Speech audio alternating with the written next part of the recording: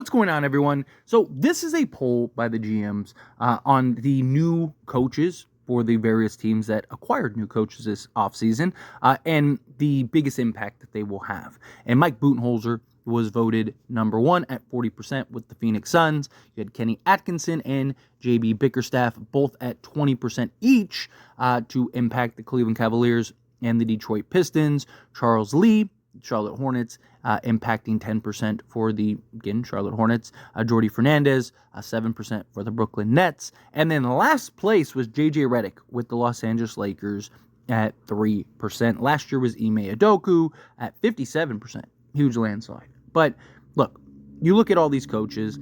Mike Budenholzer, I do think, has the potential to impact the Phoenix Suns. Based on what we've seen, though, not defensively, right? And Phoenix still has a lot of issues, right? Lack of size, lack of defense. Offensively, Mike Budenholzer kind of has them playing the, like, Mike D'Antoni, 10 seconds or less, like trying to get up 43s, all that. Kenny Atkinson with Cleveland, we got to see a little bit season. Cleveland, I think, will be maybe marginally improved if that. JB Bickerstaff. Detroit, I don't have a lot of faith in Detroit. Right? They were supposed to be good last year. Not like great or anything like that, but they ended up being the worst team in the league. And that was not expectations. That was not according to plan. Could they be better this season under JB Bickerstaff? I mean, yes. Not really much worse you can be. Right? So, I mean, if you want to talk about turnaround, I think JB Bickerstaff has the most potential. Him as well as Charles Lee with Charlotte. Because, again, Charlotte, they have some real nice young talent.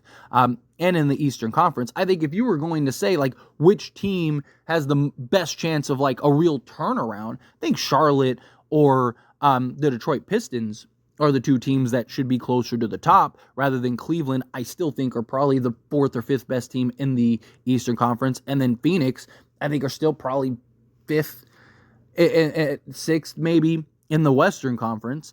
And I've been really spot on with Phoenix. And then Brooklyn, I just don't think Brooklyn, I think, is going to have a fire sale by the time this season's over. And then the Lakers, I mean, I look at and I understand the pushback on J.J. Redick. I get it. Right? First year head coach. Right? You got a team that was very disappointing, play-in team once again. Team that got to the playoffs and ended up losing in 5 games to the Denver Nuggets. And a series that they should have won. I mean, even Denver was like, hey, they should have beaten us. But don't underestimate the value of coaching, right? Like, you can't say that coaching has an impact and in a negative way, and that Darvin Ham was responsible for losses, but better coaching won't be responsible for wins. And I mean, that goes for all these teams, right? It's not just the Lakers, but you also got to look at the other context, right? Lakers were one of the top 5 offense once they injected Rui Hachimura. All they've talked about is the lack of preparation, the lack of play calling, the lack of game planning, lack of adjustments, lack of timeouts, lack of rotation, lack of player utilization, right? Like everybody, top to bottom, front to board, right, have all talked about the differences between J.J. Redick and Darvin Ham. That J.J. Redick is much more meticulous. He's attention to detail. He's overly prepared rather than under-prepared. They practice. I mean, even Patrick Beverley talked and said that, Darvin Ham apologized to him for not practicing more and all that, right? Like, there's a clear, and you see it already, the clear night and day between the Lakers and what you saw last year with under Darvin Ham. Like, you look at Phoenix, they still have a lot of the same problems, right? You look at some of these other teams, still have a lot of the same problems. Now, it doesn't mean that they can't get over them. It doesn't mean that they won't be better. It doesn't mean that Phoenix, if healthy, aren't going to be a powerhouse. I mean, they have the offensive firepower, right? But the Lakers, right, they have, this is a team that was just in the conference finals that going into the playoffs last year was like, as long as they don't play Denver, they might end up being in the NBA finals. And we're going from that to, like, the Lakers are trash. They have, like, ESPN talking about the Lakers missing the play-in and being awful and this, that, and the other. And I understand people look at it and go, well, J.J. Redick's a first-year head coach. Well, so are some of the new head coaches, right? Like, there's still that. But also, people are also forgetting that, like, hey, it's not just J.J. Redick on the coach staff. It's not like we just swapped Darvin Ham with J.J. Redick.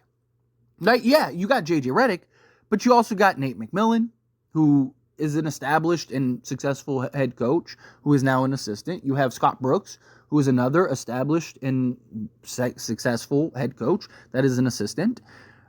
I've said this before. Take J.J. Redick off of this coaching staff. Take him off, right, for a moment. And just take Scott Brooks, Nate McMillan, Lindsey Harding, St. Jean, right? Like, go down the list of all the coaches. Look at them. And then look at Darvin Ham plus his coaching staff. The coaching staff minus J.J. Redick is far better than the entire... I mean, Scott Brooks and Nate McMillan are better coaches or more proven head coaches than Darvin Ham was.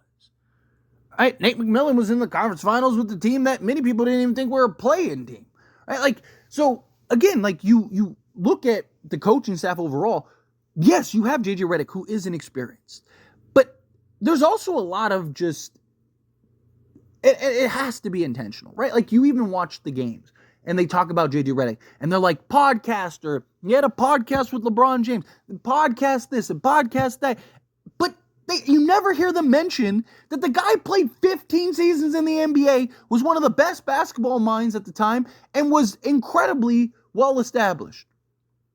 Played under several top-tier coaches over his college and NBA career. And you want to talk about the podcast? Okay, let's talk about the podcast. LeBron James could have done that podcast with anybody, literally anybody. Coaches, former players, you name it. And he decided to do it with J.J. Redick. And it wasn't this like, hey, let's just have some fun podcast. It was an analytical basketball breakdown show. The podcast's name was literally Mind the Game, as in the mind of the game. And it was all about J.J. Redick breaking down and simplifying the game of basketball. Coaches, execs, people, fans, players, all of it. Whether you think LeBron James is the GOAT or not, the consensus is that LeBron James may, if not is, the greatest basketball mind to ever play the game. And he believed that J.J. Redick was in that same stratosphere. Because again, you saw it. He literally did a basketball breakdown show with J.J. Redick. And you've already seen the strides and improvement. Like, let's not pretend like J.J. Redick was just like, he was a sports analyst, podcaster turned head coach. And he was an NBA player that learned all kinds of different offensive schemes, defensive schemes, and coaching philosophies and all kinds of stuff over a long playing career. The average career is like 2 years in the NBA. He played, 10 times that? Nearly, or 8 times that?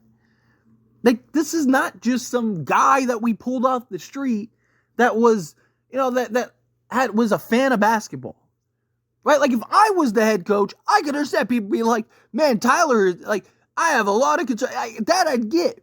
I am just a podcaster, YouTuber guy. Never had an NBA career. Never coached outside of, kids' leagues and stuff like that. Like, I get it, right? You have somebody like me in the head coach position. Yeah, go ham. But that's not what we have here. We have a former NBA player who had the basketball mind. And coaching can change a lot. Again, this Lakers team, I'm not saying is the Warriors, but look at what the difference between Mark Jackson and Steve Kerr. Steve Kerr unlocked that team. Sometimes you just need the right mind, the right philosophy, the right idea for a team and structure. Now again, I'm not saying that this team is the best team in the league. I'm not saying that this team doesn't need trades. I'm not saying any of that. Right? But let's not pretend like this team wasn't a good basketball team. When they plugged in Rui Hachimura, which they only played 39 games total with Rui in the starting lineup, right? So that means less than half the season, Rui was not in the starting lineup. When he got injected in the starting lineup, the Lakers had a 26-13 record. Lakers were top 5 in offense. Defensively, they were terrible, and I still have concerns with the defense.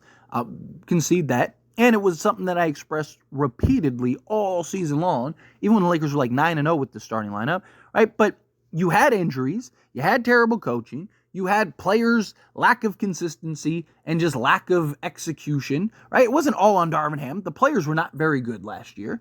And yet the Lakers still won 47 games. Like, we act like this team won 27 games. No, this team won 47 games. And if not for a 10 out of 13 stretch in which we lost 10 games, because Darvin Ham just started going crazy with the rotation and the lineups and doing all this silly stuff and benching guys that shouldn't have been benched and all like after you just won the in-season tournament, Lakers would have been a top 4 seed. If the Lakers would have started Rui at the beginning of the season like JJ Redick is right now, the Lakers would have been a top 3 to 4 seed. They were on pace to win minimum 55 games.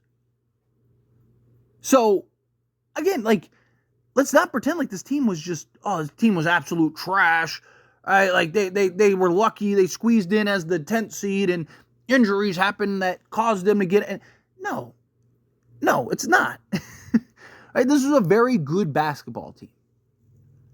And had good metrics, were one of the best percentages, 3-point wise, were second behind Boston in total offense towards the end of the stretch of the season.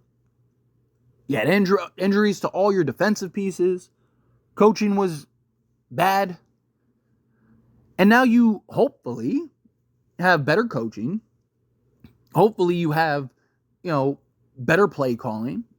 I mean, Darvin Ham's play calling was give LeBron the ball, let him dribble it out for 20 of the 24 seconds, and then pass it to somebody. Right? Which, look, sometimes that's your best basketball play. Right? And I'm sure that there will be times where LeBron does that. Right? Sometimes your offense isn't falling, or you're down 1 with 7 seconds left. Put the ball in your best player's hands and let him go make a play. Let him go try to win you this game. Right? Like, there are times where that's great, but not possession after possession after possession. Lakers were excellent offensively, and their offense was one of the most predictable offenses in the entire league, and they had success. Now, what happens when the Lakers move the basketball? Lakers didn't lose when they averaged 30 or more assists. They share the basketball, they get good quality looks, they win the basketball game. Crazy concept.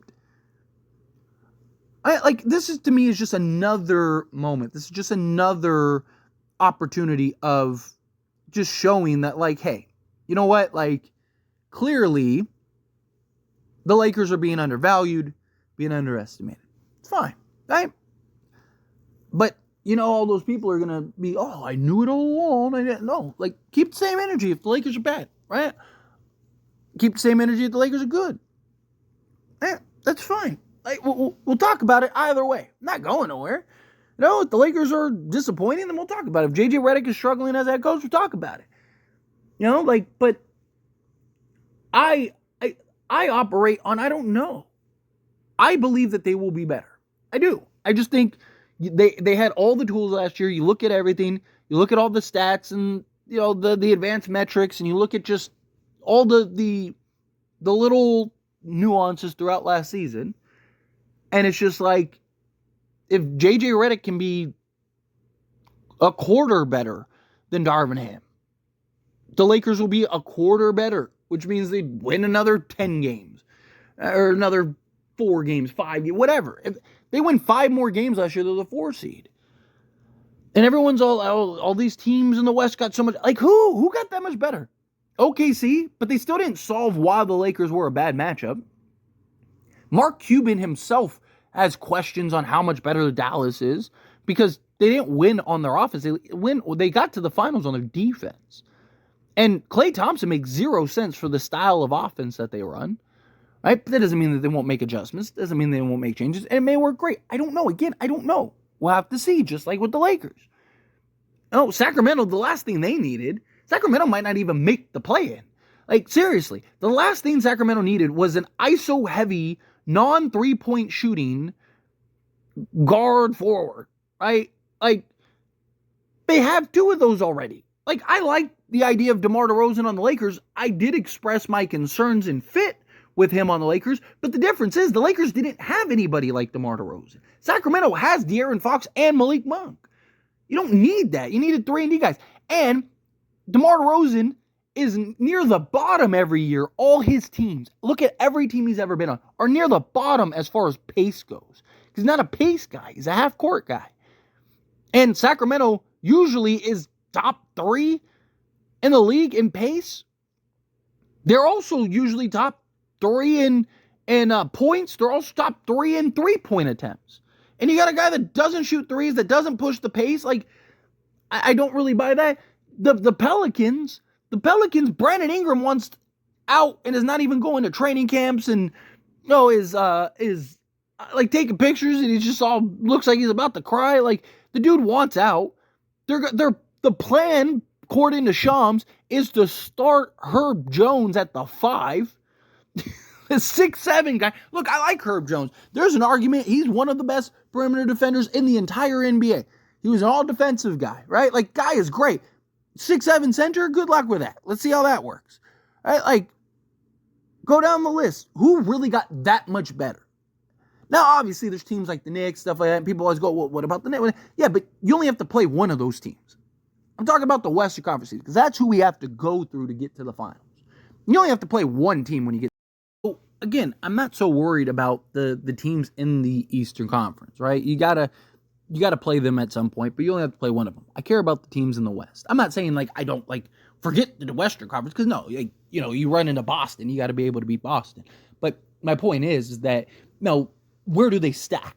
If they miss the playoffs, then it doesn't matter how good Boston or New York is, right? Like, I care about the Western Conference. Where do they rank? Where do they stand? And do they have a real chance of getting to the finals? Once you get to the finals, anything can happen, right? Like, you're good enough to get to the finals. You're good enough to win the finals. Right? It's just, can you execute, put things down? And if you have a healthy LeBron and AD, take my chance against anybody. Because whether you play Boston, New York, whomever, Philly, Anthony Davis and LeBron James are going to be the 2 best players on that court every single night. So I'll take my chances. But anyway, as always, this is a discussion. Pass question on you. Let me know your thoughts and opinions down in the comments below, because I could keep going. But instead of making this a 40-minute video, try to keep it under 20 minutes. But, how do you feel? What are your thoughts? You agree with my points? You disagree with my points? Again, how do you feel? Whatever your thoughts are. Love to hear it. So let me know down in the comments below. That being said, if you haven't liked this video, hit that like button. Helps me a lot. Lets me enjoy these types of videos, and I truly appreciate it. Not subscribe to the channel, hit that subscribe button. Turn on the bell notifications. Appreciate y'all. See you in the next one. Thank you.